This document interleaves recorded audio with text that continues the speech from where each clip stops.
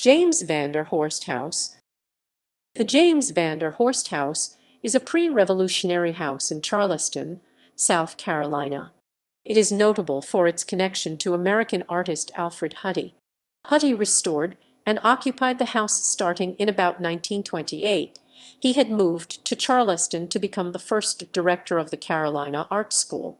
He used the house as his residence, and he restored a separate kitchen house and servants' quarters in the rear of the property as his art studio.